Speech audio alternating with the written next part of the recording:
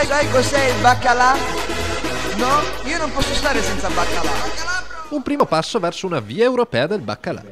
Nei giorni scorsi è stata firmata a Bruxelles una lettera di amicizia tra la regione Veneto e la contea norvegese di Nordland, che ha gettato le basi istituzionali di un ambizioso progetto turistico e culturale che si ispira alla storia del nobile veneziano Pietro Querini, primo leggendario importatore del baccalà in Veneto.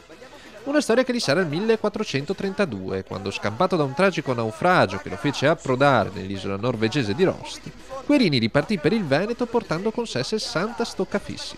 Lungo il suo viaggio il nobile veneziano toccò 13 paesi, in un itinerario che oggi la Confraternita del Baccalà intende riproporre utilizzando come apripista una specialità gastronomica tutta veneta, il baccalà alla vicentina, e chiamando non a caso la nuova strada Querinissima.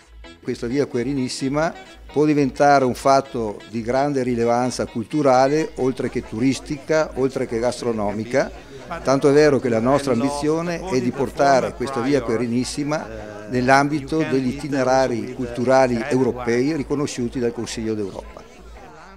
L'idea è stata sposata dai rappresentanti istituzionali delle due regioni, con l'obiettivo di collegare idealmente Rost, la Vicentina Sandrigo e Venezia in un percorso attraverso 13 paesi e 33 città europee.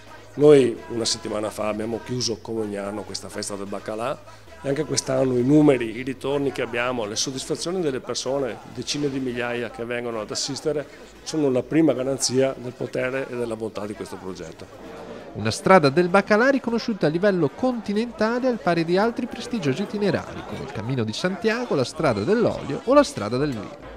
Pensiamo che questo itinerario possa mettere assieme già due popoli che da tempo collaborano, ma mettere assieme sinergie, riuscire a fare progetti di tipo culturale, turistico ed economico per avere anche un ritorno economico, un indotto sul territorio che ci aspettiamo dopo appunto aver realizzato questo progetto comunitario. Tu sai cos'è il baccalà?